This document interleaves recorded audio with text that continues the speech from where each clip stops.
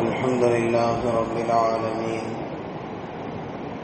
نحمده ونستعينه ونستغفره ونؤمن به ونتوكل عليه ونعوذ بالله من شرور أنفسنا ومن سيئات أعمالنا من يهده الله فلا مضل له ومن يضلل فلا هادي له ونشهد أن لا إله إلا الله وحده لا شريك له ونشهد أن سيدنا نبينا مولانا محمدا عبده ورسوله أرسله بالحق بشيرا ونذيرا وداعيا إلى الله بإذنه وسراجا منيرا أما بعد فقد قال الله تعالى في القرآن العظيم والفرقان المجيد أعوذ بالله من الشيطان الرجيم بسم الله الرحمن الرحيم يا أيها الذين آمنوا لا تحلوا شعائر الله ولا الشهر الحرام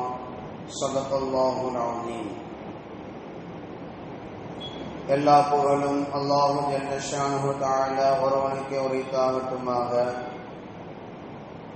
நம்முடைய தூதர் முஹம்மது ரசூலுல்லாஹ் ஸல்லல்லாஹு அலைஹி வஸல்லம் அவர்களின் மீதும் அவர்களின் வழிவந்த சஹாபாக்கள், தாபிஈன்கள், தபா தாபிஈன்கள், ஷுஹதாக்கள், சாலிஹீன்கள், நல்லோர்கள் நம் அனைவரின் மீதும் அல்லாஹ்வின் அன்பும் அருளும் கருணையும் என்றும் நிறைவாக உண்டாகட்டுமாக.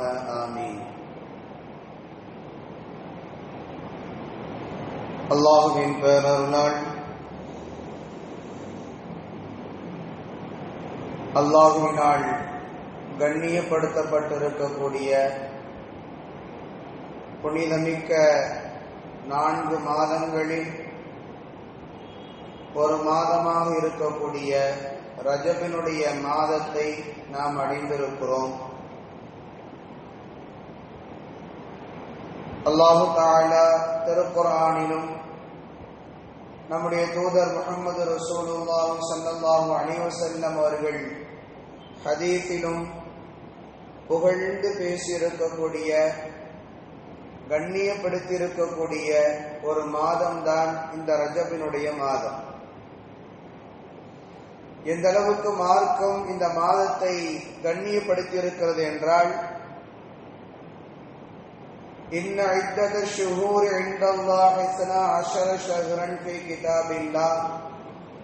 அல்லாஹ் திருக்குர்ஆனில் சொல்லுகின்றான், வானம் பூமி படைக்கப்பட்ட நாள் முதல், எப்பொழுது அல்லாஹ் இந்த உலகத்தை உருவாக்கினானோ படைத்தானோ அன்றைய நாள் முதல் 4 மாதங்கள் அல்லாஹ்விடத்திலே கண்ணியமான மாதங்கள். 4 மாதங்கள் அல்லாஹ்விடத்திலே கண்ணியமானவை, சிறப்புக்குரியவை, மரியாதைக்குரியவை. வமின்ஹா அர்பஅத்துன் ஹுரும் என்று அல்லாஹ் சொல்லி, அது எந்த மாதம் என்றால் அந்த 4இல் ஒரு மாதமாக நாம் இன்றைக்கு அடைந்திருக்கக்கூடிய இந்த ரஜபினுடைய மாதத்தை குர்ஆனும் சொல்லுகின்றது. நம்முடைய தூதர் முஹம்மது ஸல்லல்லாஹு அலைஹி வஸல்லம் அவர்களும் ஹதீஸின் வழியாக சொல்லுகின்றார்கள். அவ்வளவு கண்ணியமிக்க, மிகுந்த மரியாதைக்குரிய ஒரு மாதத்தை நாம் அடைந்திருக்கிறோம். இந்த மாதத்தை அல்லாஹ் எப்படி கண்ணியப்படுத்தியிருக்கிறான் என்றால், போர் செய்வதற்கு அல்லாஹ் தடை விதித்திருக்கிறான். இந்த மாதத்தில் போர் செய்வதற்கான தடை முஹம்மது ஸல்லல்லாஹு அலைஹி வஸல்லம் அவர்களின் காலம் தொட்டு அல்லது அதற்கு முந்தைய காலம் தொட்டு தொடர்ந்து இந்த தடை என்பது நீடித்து வருகிறது. துல்காதா, துல்ஹஜ், முஹர்ரம் தொடர்ந்து வரக்கூடிய இந்த 3 மாதங்களும் தனித்து வரக்கூடிய இந்த ரஜபினுடைய மாதம். இந்த 4 மாதங்களும் அல்லாஹ்விடத்திலே போர் செய்வதற்கு தடை விதிக்கப்பட்ட மாதங்கள். இந்த 4 மாதத்திலே போர் செய்ய மாட்டார்கள். அது எந்த அளவுக்கு கடைபிடிக்கப்பட்டு வந்தது என்றால், முஸ்லிம்கள் மட்டுமல்ல, அன்றைக்கு வாழ்ந்த குஃபார்களும் முஷ்ரிக்கீன்களும் இதை கடைபிடித்தார்கள். ஏதேனும் போர் நடந்து கொண்டிருக்கிறது என்றால், ஜமாதுல் ஆஹருடைய மாதத்தில் போர் ஆரம்பிக்கப்பட்டு நடந்து கொண்டிருக்கிறது என்றால், ரஜபினுடைய பிறை பார்க்கப்பட்டு விட்டது என்றால், 2 தரப்புகளும் தன்னுடைய போரை நிறுத்திக் கொள்வார்கள். அதற்கு பிறகு போர் செய்ய மாட்டார்கள். அதே போன்று தான் தொடர்ந்து வரக்கூடிய 3 மாதங்கள் துல்காதா, துல்ஹஜ், முஹர்ரம், இந்த 3 மாதங்கள். இந்த மாதத்தினுடைய பிறை பார்க்கப்பட்டு விட்டது என்றால் அதற்கு முந்தைய நாள் வரை போர் எவ்வளவு உக்கிரமாக நடந்து கொண்டிருந்தாலும் சரி, இதனுடைய பிறை பார்க்கப்பட்டு விட்டது என்றால் போரை நிறுத்திக் கொள்வார்கள். தேவைப்பட்டால் அந்த நாட்கள் முடிந்ததற்கு பின்னால் அல்லாஹ்வினால் கண்ணியப்படுத்தப்பட்டிருக்கக்கூடிய இந்த மாதங்கள் நிறைவு பெற்றதற்கு பின்னால் வேண்டுமென்றால் மீண்டும் போரை ஆரம்பித்துக் கொள்வார்களே தவிர இந்த மாதம் இருக்கக்கூடிய நாட்களில் ஒருபொழுதும் அவர்கள் போரை தொடர்ந்து செய்ய மாட்டார்கள். அந்த அளவிற்கு முஸ்லிம்களும் முஸ்லிம் அல்லாத மற்ற சமூகம் சார்ந்தவர்களும் இந்த மாதத்தை கண்ணியமாக பார்த்தார்கள். மிகவும் உயர்வுக்குரிய நாட்களாக இந்த மாதத்தை கருதினார்கள். அதனால் தான் அல்லாஹ்வும் இதுவும் கண்ணியமான மாதம், முஸ்லிம்களாகி நீங்களும் கியாமத்து நாள் வரை இந்த 4 மாதங்களை கண்ணியமான மாதமாக பார்க்க வேண்டும் என்று அல்லாஹ் திருக்குர்ஆனின் வழியாக நமக்கு உத்தரவு பிறப்பித்து விட்டான். எனவே காலம் முழுக்க கியாமத்து நாள் வரை ரஜபினுடைய மாதம், துல்கஅதா, துல்ஹஜ், முஹர்ரம் இந்த 4 மாதங்களும் எப்படி அல்லாஹ்விடத்திலே கண்ணியமானவையோ அந்த கண்ணியம் என்பது கியாமத்து நாள் வரை தொடர்ந்து நீடிக்கும் என்பதில் எந்த விதமான சந்தேகமும் கிடையாது. அதனால் தான் அல்லாஹ் திருக்குர்ஆனில் முஃமின்களுக்கு இப்படி ஒரு உத்தரவும் கொடுத்தார்.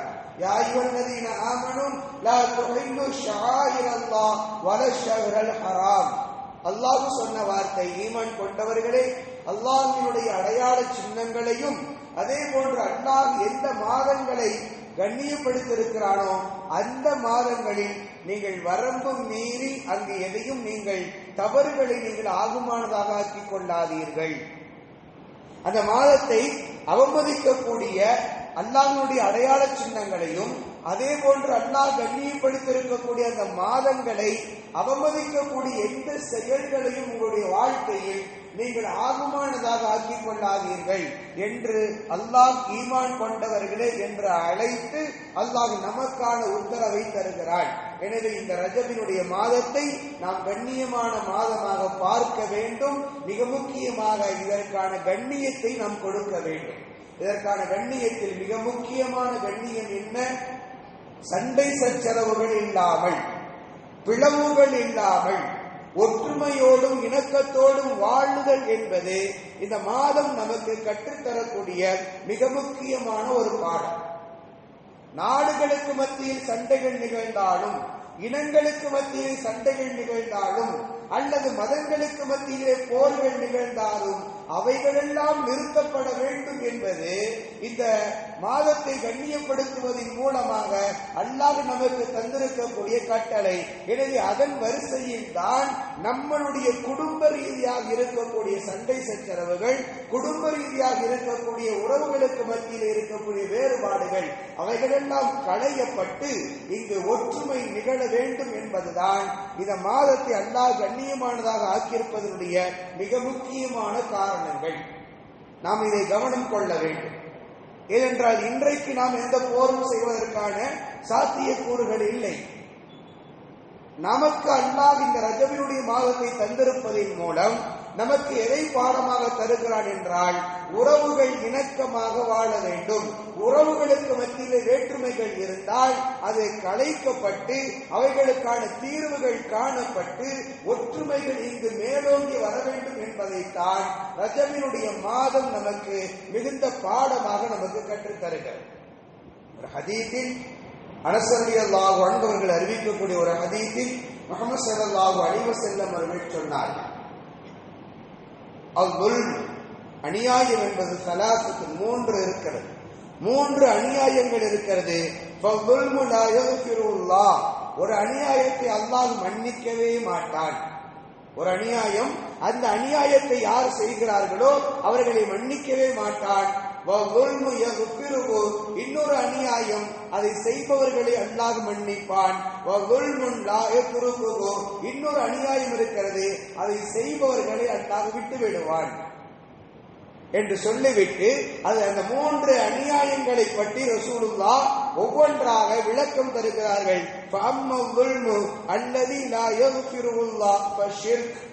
ரசூல் ஸல்லல்லாஹு அலைஹி வஸல்லம் அவர்கள் சொன்னார்கள், முதல் அநியாயம் அல்லாஹ் மன்னிக்கவே மாட்டான் என்கிற அந்த அநியாயம் என்பது அஷ்ஷிர்கு, அல்லாஹ்வுக்கு இணை வைக்குதல்.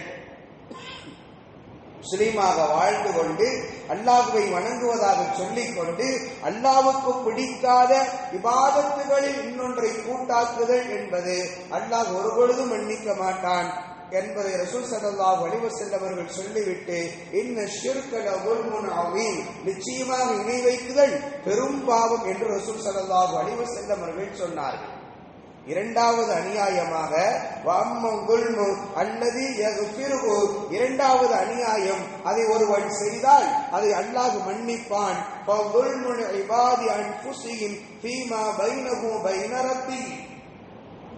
ஒரு அடியான் அல்லாஹ்வுக்கு செய்யக்கூடிய மாறுபாடுகள், அல்லாஹ்வுடைய கட்டளைகளுக்கு ஒரு அடியான் மாறு செய்கிறான் என்றால் இந்த தவறுகள், பாவங்களை செய்கிறான் என்றால் இந்த பாவங்கள் அல்லாஹ் நாடினால் இந்த தவறுகளை, இந்த அநியாயத்தை அல்லாஹ் மன்னிப்பான்.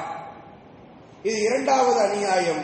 மூன்றாவதாக ரசூலுல்லாஹ் சொன்னார்கள், அல்லதி லா யத்ருகுல்லாஹ், மூன்றாவது ஒரு அநியாயம், அந்த அநியாயத்தை ஒருவன் செய்தால் அவனை அல்லாஹ் கண்டும் காணாமல் விட்டு விடுவான். அது என்னவென்றால்,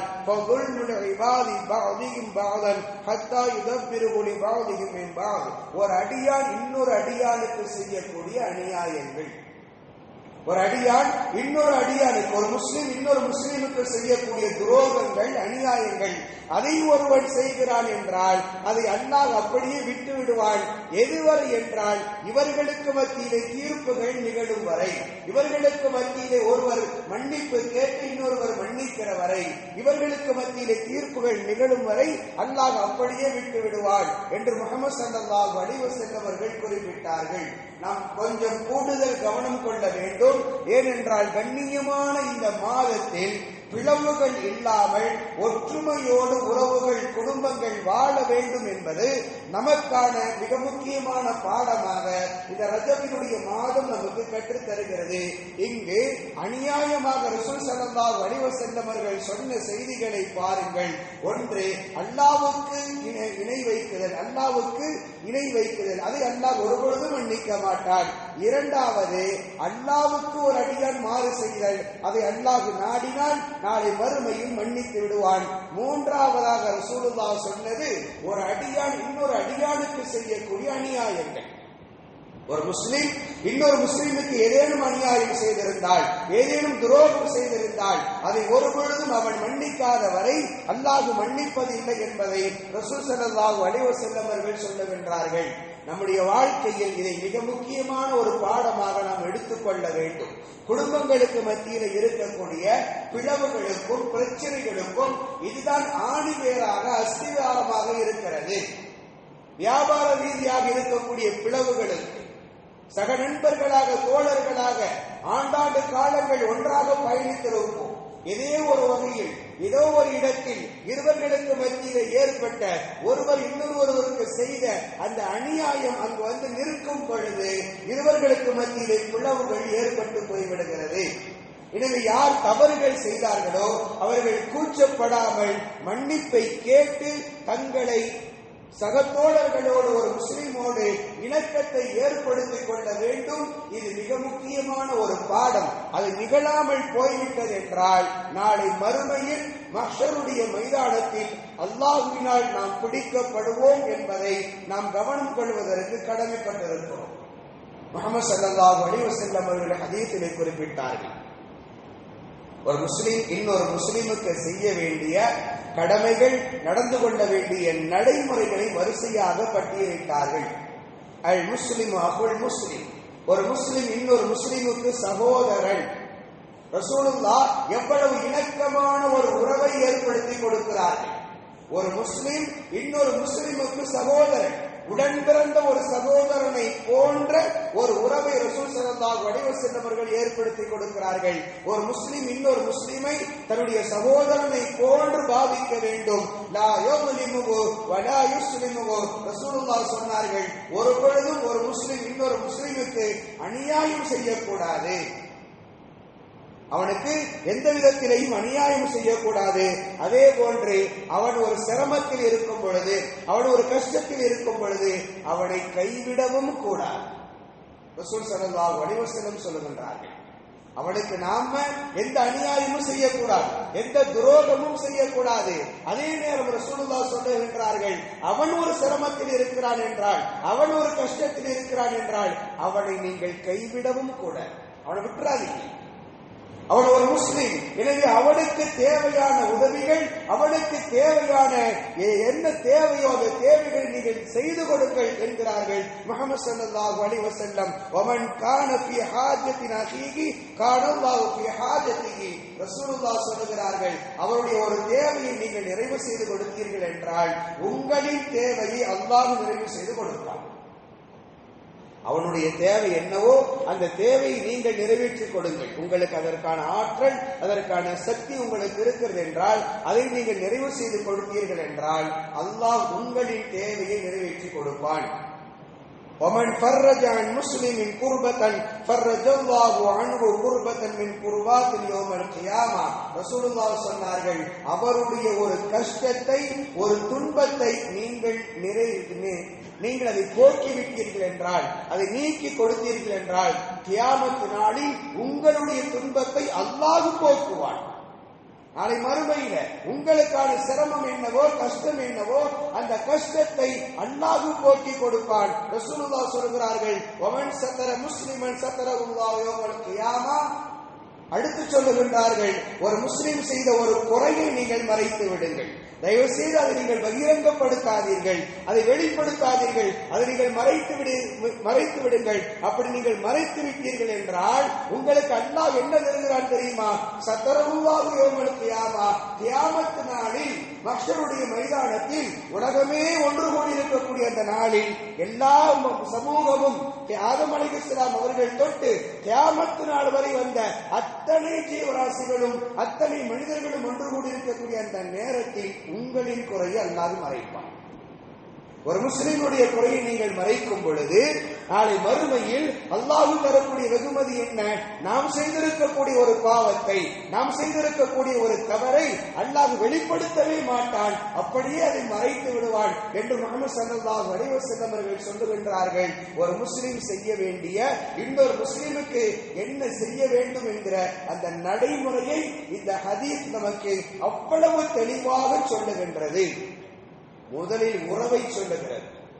அவன் உனக்கு ஒரு சகோதரனை போன்றவன், உடன் பிறந்த ஒரு சகோதரனை போன்றவன் என்று சொல்லுகிறது. இரண்டாவது, அவனுக்கு நீ அநியாயம் செய்யாதே என்கிறது. மூன்றாவது, அவன் கஷ்டத்தில் இருந்தால் அந்த கஷ்டத்தை போக்குவதற்கு நீ உதவி செய், அவனோடு அப்படியே விட்டுவிடாதே, கை நழுவி விட்டுவிடாதே என்று சொல்லுகிறது. அடுத்து அவனுடைய தேவைகளை நிறைவு செய்து கொடு, அல்லாஹ் உன் தேவையை நிறைவு செய்து கொடுப்பான் என்று சொல்லுகின்றது. அடுத்து அவனுடைய துன்பத்தை நீக்கிக் கொடு, உன் துன்பத்தை அல்லாஹ் நீக்குவான் என்று சொல்லுகின்றது. அடுத்து அவனுடைய குறைகளை நீ மறைத்து விடு, உன் குறையை அல்லாஹ் மறைப்பான் என்று சொல்லுகின்றது. ஒரு முஸ்லிம் இன்னொரு முஸ்லிமுக்கு செய்ய வேண்டிய ஒழுங்குமுறைகள், நடைமுறைகள்.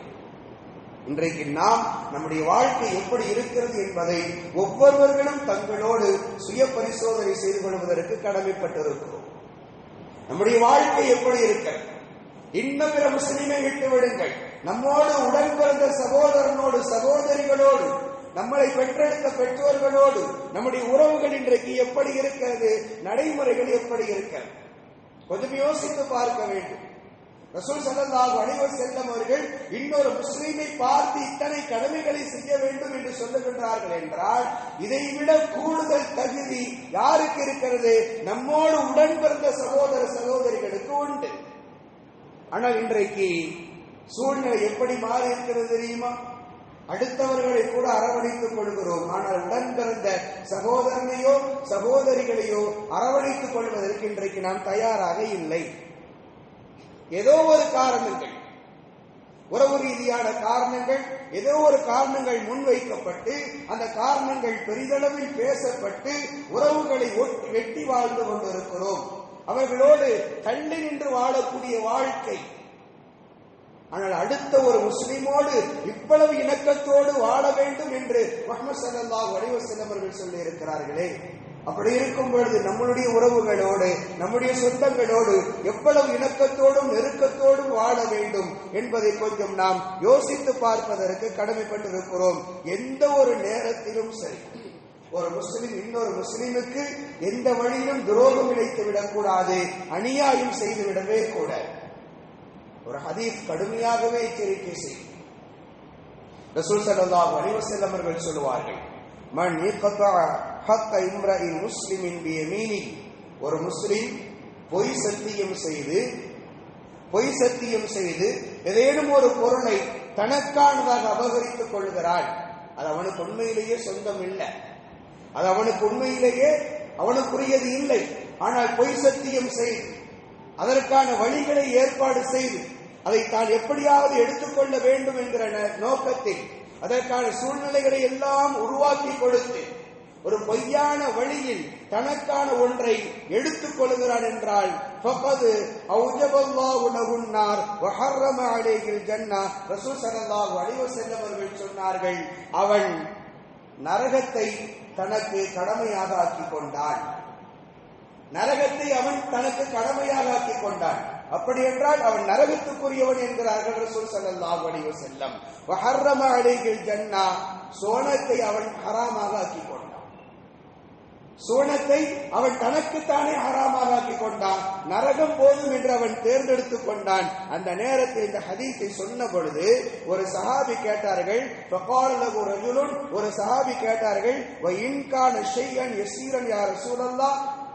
ஏதாவது ஒரு சின்ன பொருளை எடுத்துக்கொண்டாலுமா, ஏதாவது ஒரு சின்ன ஒன்றை எடுத்துக்கொண்டாலுமா என்று கேட்ட பொழுது ரசூல் ஸல்லல்லாஹு அலைஹி வஸல்லம் அவர்கள் சொன்னார்கள், எவ்வளவு அழுத்தமான ஒரு வார்த்தை தெரியுமா, ஒரு இன்னொரு முஸ்லிமினுடைய பல் துளக்கக்கூடிய குச்சியை அநியாயமாக எடுத்துக்கொண்டாலும் சரி என்றார்கள்.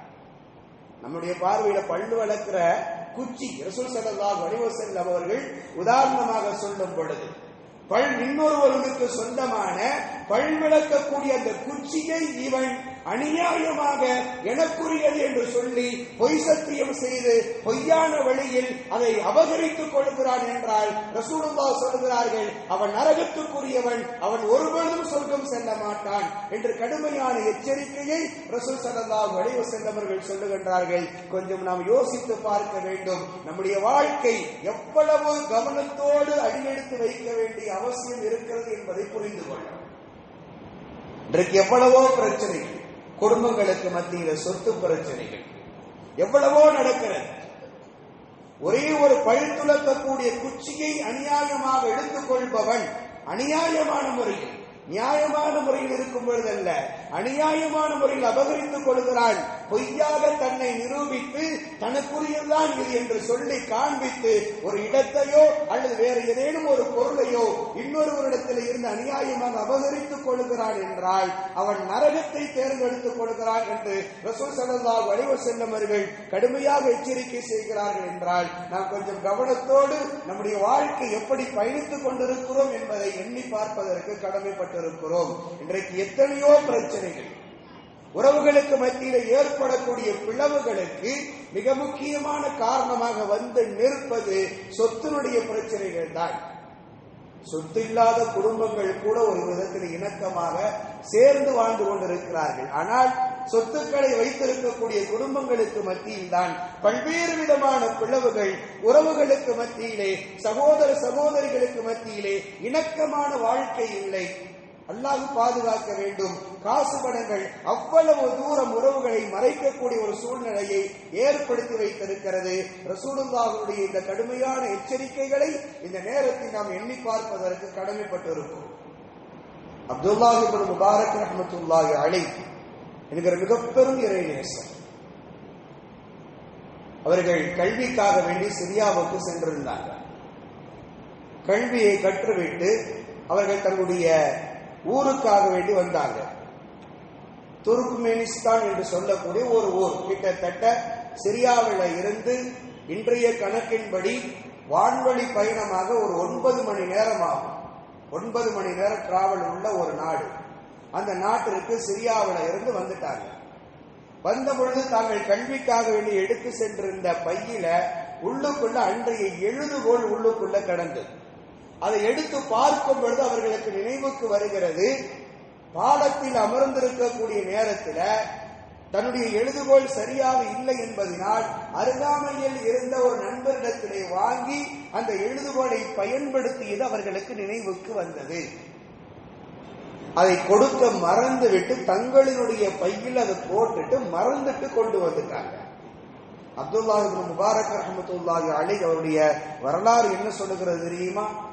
மீண்டும் அதை கொடுப்பதற்காக வேண்டி அதே 9 மணி நேரம் வான்வழி தூரம் உள்ள அவ்வளவு தொலை தூரம் உள்ள சிரியாவை நோக்கி மீண்டும் அவர்கள் பயணித்து எந்த நண்பரிடத்திலே அந்த எழுதுகோளை வாங்கினார்களோ அதை மீண்டும் கொண்டு போய் கொடுத்தார்கள் என்று வரலாறு சொல்லுகின்றது. கொஞ்சம் யோசித்து பாருங்கள். இது போன்ற பெரியவர்களுடைய வாழ்க்கையினுடைய நிகழ்வுகள் எல்லாம் நமக்கான ஒரு படிப்படிக்காக வேண்டி சொல்லப்படுகிறது. நம்முடைய பார்வையில் வேண்டும் என்றால் அது ஒரு சாதாரணமான ஒரு குச்சியாக, சாதாரணமான ஒரு பொருளாக இருக்கலாம். ஆனாலும் அது வந்த முறை என்பது அனுமதி இல்லாமல் வந்தது. இங்கு அதுதான் குற்றம். அனுமதி இல்லாமல் வந்தது. அவர் விரும்பி தந்த ஒன்றல்ல, உதவியாக வாங்கிய ஒன்றை கொடுப்பதற்கு மறந்து விட்டார்கள். அவருடைய அனுமதியோடு வந்திருந்தால் பிரச்சனை இல்லை. அனுமதி இல்லை என்பதுதான் இங்கு அவருடைய பார்வையில் குற்றமாக, பாவமாக பார்க்கப்பட்டது. எனவே மீண்டும் தேடி சென்று கொடுத்தார்கள் என்றால் இதுபோன்று தான் நம்முடைய வாழ்க்கையில் இன்னொரு முஸ்லிமுக்கு ஒரு பொழுதும் நாம் அறிந்தோ அறியாமலோ எந்த விதத்திலும் அநியாயம் செய்துவிடக் கூடாது, எந்த விதத்திலையும் துரோகங்கள் செய்துவிடக் கூடாது. இதில் மிகுந்த கவனத்தோடு நாம் இருக்க வேண்டும். அப்படி நிகழ்ந்து விட்டது என்றால், அறியும் புறத்தில் ஏதேனும் ஒரு தவறுகள் இழைத்து விட்டோம் என்றால் நாளை மாஸ்டருடைய மைதானத்தில் நாம் நிச்சயமாக பிடிக்கப்படுவோம் என்பதில் எந்த விதமான சந்தேகமும் கிடையாது. மிகுந்த கவனத்தோடு நாம் இருக்க வேண்டும். அல்லாஹ் ஒவ்வொன்றையும் நாளை மறுமையிலே கொண்டு வந்து நிறுத்துவான். நாம் செய்யக்கூடிய ஒவ்வொரு செயல்களை, அது பகிரங்கமாக செய்தவையாக இருந்தாலும் சரி அல்லது ரகசியமாக செய்தவைகளாக இருந்தாலும் சரி, அனைத்தும் முன்னால் கொண்டு வந்து நிறுத்தப்படும். அதிலே எந்த விதமான மாற்று கருத்தும் இல்லை. அன்னை ஆயிஷா ரலியல்லாஹு அன்ஹா அவர்கள் ஒரு செய்தியை சொல்லுகின்றார்கள். முஹம்மது ஸல்லல்லாஹு அலைஹி வஸல்லம் அவர்கள் மஸ்ஜித் நபவியில் அமர்ந்திருந்தார்கள். ஒரு சஹாபி வந்தார். முகம் வாடிய நிலையில் கவலையினுடைய அடையாளத்தோடு ஒரு சஹாபி மஸ்ஜிதுக்குள்ள உள்ள வந்தார். வந்து நேராக முஹம்மது ஸல்லல்லாஹு அலைஹி வஸல்லம் அவருடைய அருகாமையில போனார். போய் உட்கார்ந்தார். ரசூலுல்லாஹ் கேட்டாங்க, ஏன் இவ்வளவு கவலையோடு வந்திருக்கிறீங்கன்னு கேட்டாங்க. அப்பொழுது அந்த சஹாபி சொன்னார்கள், யா ரசூலல்லாஹ், என்னிடத்திலே வேலைக்காக வேண்டி சில அடிமைகள் இருக்கிறார்கள். வேலைக்காக வேண்டி சில அடிமைகள் இருக்கிறார்கள். அவர்களை வியாபாரத்திற்காக வேண்டியும் இன்ன பிற மற்ற வேலைகளுக்காக வேண்டியும் அவர்களிடத்திலே நான் வேலை வாங்கிக் கொள்கிறேன். ஆனால் என்ன பிரச்சனை என்றால், அவர்கள் எனக்கு அநியாயம் செய்வதாக நான் உணர்கிறேன். என்னுடைய பொருள்களை எனக்கு தெரியாமலேயே வேலை செய்யக்கூடிய வேலைக்காரர்கள் எடுத்துக் கொள்வதாக நான் உணர்கிறேன். அப்படி நான் பார்க்கும் பொழுது, அதை எனக்கு உறுதியாக தெரியும் பொழுது நான் அவர்களிடத்திலே திட்டவும் செய்கிறேன், அடிக்கவும் செய்கிறேன். திட்டவும் செய்கிறேன், அடிக்கவும் செய்கிறேன். இது குறித்து நீங்கள் என்ன சொல்றீங்க? நான் செய்கிற இந்த முறை சரியா அப்படின்னு கேட்கிறார் வந்த சஹாபி. வேலைக்காரர்கள் எனக்கு அநியாயம் செய்வதாக நான் உணர்கிறேன். அதனால நான் என்ன செய்யறேன்னா அவங்களை அடிக்கிறேன், திட்டுறேன், எல்லாம் செய்கிறேன். இது சரியா என்று நபியிடத்திலே வந்து அந்த சஹாபி கேட்கிறார்கள். ரசூல் ஸல்லல்லாஹு அலைஹி வஸல்லம் அவர்கள் சொன்னார்கள், தோழரே, அவர்கள் செய்வது உண்மையாக இருந்து நீங்கள் அவர்களுக்கான இந்த தண்டனைகளை நீங்கள் கொடுக்கிறீர்கள் என்றால், நாளை மறுமையில மஹ்ஷருடைய மைதானத்துல அல்லாஹ் மீசானுடைய தராசுல அவர்கள் செய்த அந்த குற்றத்தையும் ஒரு தராசுல வைப்பான். நீங்கள் அவர்களுக்காக வேண்டி கொடுத்த அந்த தண்டனைகளையும் இன்னொரு தராசுல வைப்பான். இந்த இரண்டும் சமமாக இருந்ததென்றால் பிரச்சனை இல்லை, நீங்கள் தப்பித்துக் கொள்வீர்கள். இரண்டும் சமநிலையில் இருந்ததென்றால், அவர்கள் செய்த அந்த துரோகத்திற்கு, அநியாயத்திற்கு நீங்கள் கொடுத்த தண்டனை சரியாக இருக்கும் என்றால் எந்த விதமான பிரச்சனையும் இல்லை, இரண்டும் ஈக்குவலாக ஆகிவிடும். ஆனால் ஒரு சமயம் உங்களுடைய தண்டனை அவர்கள் செய்த குற்றத்தை விட கூடுதலாக இருக்கும் என்றால் உங்களின் நன்மையில் இருந்து ஒரு பகுதியை எடுத்து அல்லாஹ் அவர்களுக்கு கொடுத்துருவான்.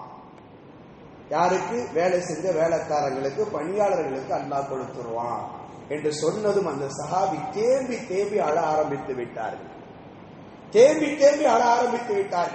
இப்படி ஒரு நிலையா என்று அழுத வண்ணமாக அவர்கள் திரும்பக்கூடிய நேரத்தில் ரசூல் ஸல்லல்லாஹு அலைஹி வஸல்லம் அவர்கள் அந்த சஹாபியை அழைத்து சொன்னார்கள், தோழரே, ஃபலா துظلمu நஃப்ஸுன் ஷைஅன் வ இன் கான மிஸ்கால ஹப்பத்தின் மின் ஹர்தலின் அதைனா பிஹா வ கஃபா பினா ஹாசிபீன் என்று அல்லாஹ் சொன்ன திருக்குர்ஆனுடைய ஆயத்துகள் உங்களுக்கு நினைவில் இல்லையான்னு கேட்டார்.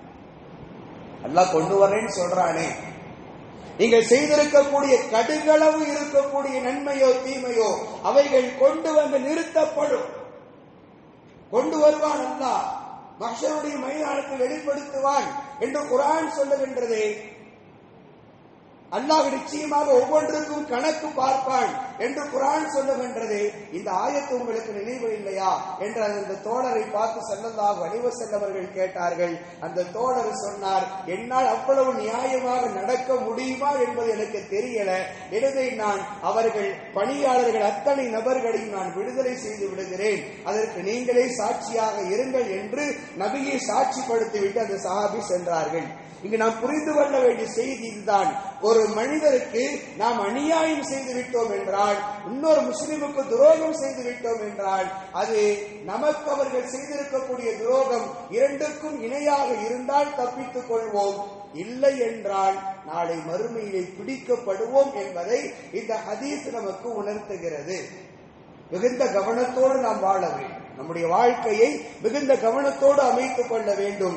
எனவே அல்லாஹ்வுக்கு முன்னால் நாளை மறுமையில் நாம் நிற்கும் பொழுது நம்மை நோக்கி யாரும் எந்த விதமான குற்றம் சொல்லிவிடக்கூடாது. நம்முடைய உடன்பிறந்த சகோதர சகோதரிகளோ, நம்முடைய பெற்றவர்களோ, அல்லது நம்முடைய நண்பர்களோ, அல்லது நாம் அறிந்த நம்முடைய தோழர்கள் யாருமே நம்மை குற்றம் பிடித்து விடாதவாறு நம்முடைய வாழ்க்கையை நாம் அமைத்துக் கொள்ள வேண்டும். ஏதேனும் தவறுகள் செய்திருந்தால் அதற்காக வேண்டி பகிரங்கமாக அவர்களிடத்திலே நேரடியாக சென்று மன்னிப்பை கேட்டு நம்முடைய வாழ்க்கையை சிறப்பாக ஆக்கிக் கொள்வதுதான் சிறந்தது. வேற எந்த தப்பும் கிடையாது. இன்றைக்கு நாம் தயக்கம் காட்டுகிறோம் ஒருவரை மன்னிப்பது, ஒருவரிடத்தில் சென்று மன்னிப்பு கேட்பதற்கு. நாம் செய்திருப்பது தவறு என்று தெரிந்திருந்தும் கூட நாம் சில கர்வத்தோடும் பெருமையோடும் நாம் அவர்களை ஒதுங்கி வாழ்வதற்கு நம்மை நாம் தயார்படுத்திக் கொள்கிறோமே தவிர ஒரு மன்னிப்பு கேட்டு அவர்களோடு இணக்கத்தோடு வாழக்கூடிய வாழ்க்கைக்கு நாம் தயாராக இருப்பதில்லை. மிகுந்த கவனமாக நம்முடைய வாழ்க்கையை பயணிக்க வேண்டும். சுஃபியானு ஸௌரி ரஹ்மத்துல்லாஹி அலைஹி என்கிற இறைநேசர் சொல்லுகிறார்கள், இன் லகீதல்லாஹு தஆலா பி70 தன்பன் ஃபீமா பைனக வ பைனல்லாஹ், அல்லாஹ்வுக்கும் உனக்கும் மத்தியில, சுஃபியானு ஸௌரி ரஹ்மத்துல்லாஹி சொல்றாங்க, அல்லாஹ்வுக்கும் உங்களுக்கு மத்தியில் 70 பாவத்தோடு நீ அல்லாஹ்வை சந்தித்தாலும் அது உனக்கு லேசானதுதான். ஆனால்